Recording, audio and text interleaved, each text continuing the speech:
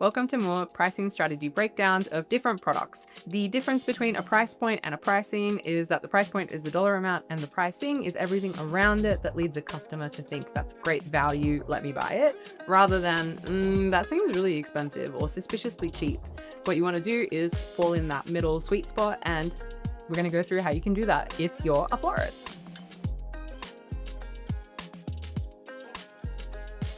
Looking at florists is an interesting product type because they are the type of business where foot traffic and convenience of location actually counts for a lot. We are going to look at three different types of florists in this.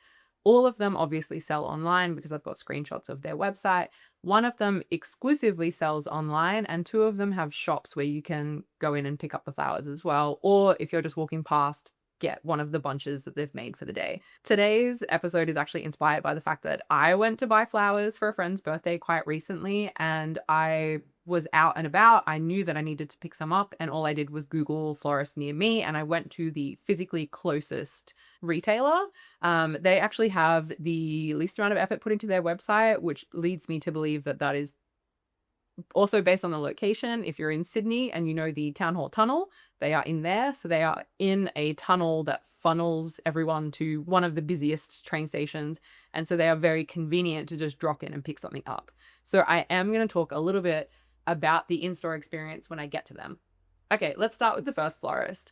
I don't know them. I just Googled and found a florist, and they have actually a lot of things on their website that I really like that I was going to, like, I already thought about talking about with the other florist example that I had. So I'm really happy to see that someone's doing it.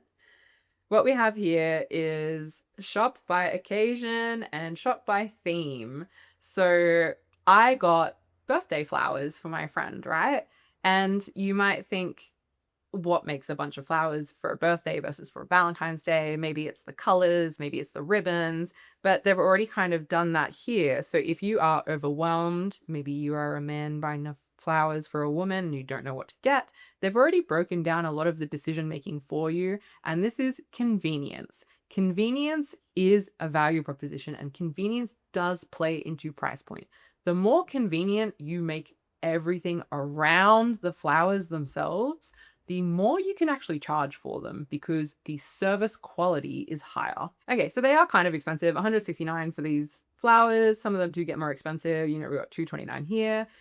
They kind of lose me a little bit on the naming of the flowers. Their website actually had a lot of these images. It was a very long scroll, so I cut a lot of them out for this.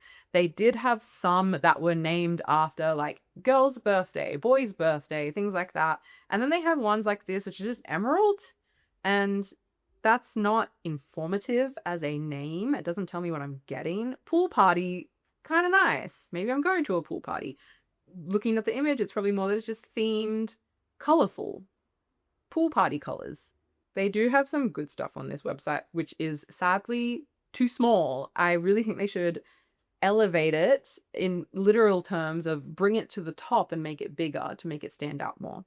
So something for every occasion is very good. If it's a happy birthday, maybe you want to welcome a brand new baby, maybe something a little romantic, or simply to convey get well wishes. They have use cases, which is a real product marketing thing. If you break down your product by, if you're trying to achieve this outcome by this, you're again doing the work, you're making it convenient, you're making it easy to buy, which means you can justify a higher price because you've done the thinking for them, and doing the thinking for them is value. Best of all, we offer same day delivery if you place before 2 p.m. So what you can do here is, I've talked about this a little bit in services where you can charge a rush fee if something is urgent. They probably will put this in the delivery price. A same day delivery is always more expensive than the next day or in advance. But this offer, this urgency is again another value proposition that they could be putting at the top. They also have really strong social proof. They have over 900 reviews, 4.9 stars. They've got some examples of the reviews, and they go to their social media accounts. What I want to do next is dive into an individual product.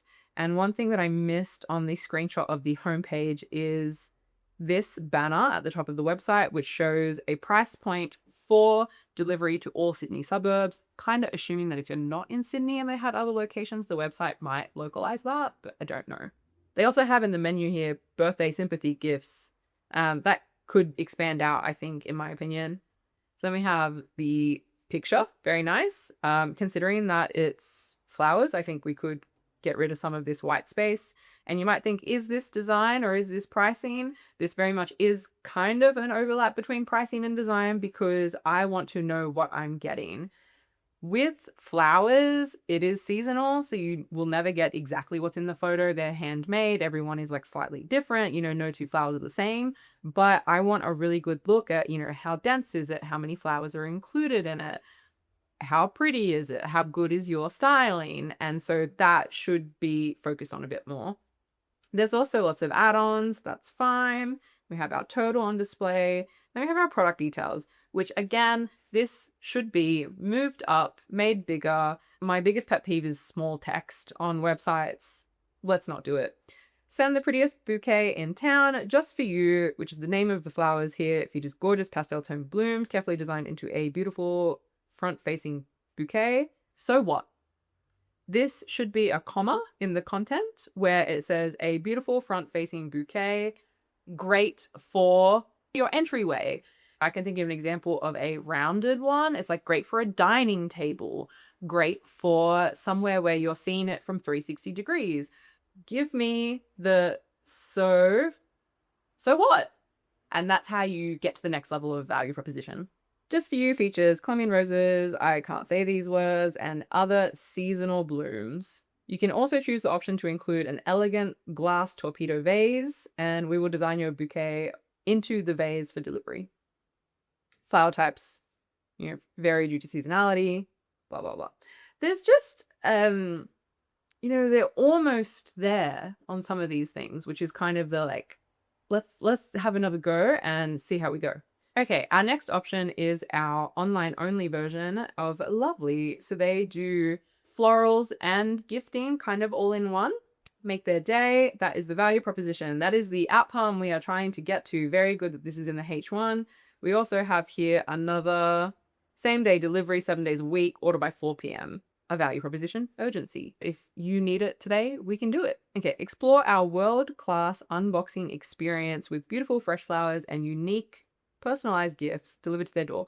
The fact that they are doing the unboxing experience as the first thing they put after their H1 is telling me that they're explicitly saying who they are for. They are for people who care about the unboxing experience. They're for people who love the opening of something, and that is part of what they're selling. Again, this is justifying a higher price point than just like, hey, here's flowers I bought you. Instead, it's an experience of opening a gift that includes flowers but isn't limited to them. And this is, again, how they're narrowing down who their target audience is. This is their homepage, so we get some previews of their products. We get featured in, which is great social proof. We have product photo, very nice. Australia-wide delivery, doing things the lovely way. This is where I do think companies fall into the trap of talking about themselves too much. What does that mean for me? What is the outcome for me? I don't know, so I'm going to skip over that, and that's what most customers will do. Locally sourced is actually quite nice. Longer lasting, like you're giving, that is a really good example of the so what. If they had just said locally sourced, then I would be like, okay, and what's the next thing? But they've already done it, which means they're longer lasting. The rest of this is kind of SEO, so let's jump into their product page. And here we have an occasion, a use case, a persona. Very good. We have the price clearly displayed with, options. Let's go into the description. It's your birthday. We're going to party like it's your birthday. Celebrate your besties. Big day with this party pop and bundle. This gift includes beautifully locally grown flower arrangement in a glass jar with your choice of message, a cookie, chocolate bar. Oh, read more. I didn't click that. My bad. But this is an example of a disqualifier. So if you wanted to get this for your girlfriend or boyfriend, this is kind of saying like, no, don't get this one. We've got another one that's even better because the type of relationship you have to the recipient of the gift matters. So I didn't check if they have one specifically for a romantic partner, but I'm assuming they would. They have add-ons. We have price, reviews, social proof, very good. They go one step further. This page actually also continued quite far with multiple reviews. But yeah, they've got the social proof, very nice. And a photo from the customer, also very nice. They also have, who did you buy it for? Okay, our last example is the shop that I walked past and actually bought flowers from. As you can see, their homepage, very simple. I do think they rely on foot traffic and they probably don't really need online orders.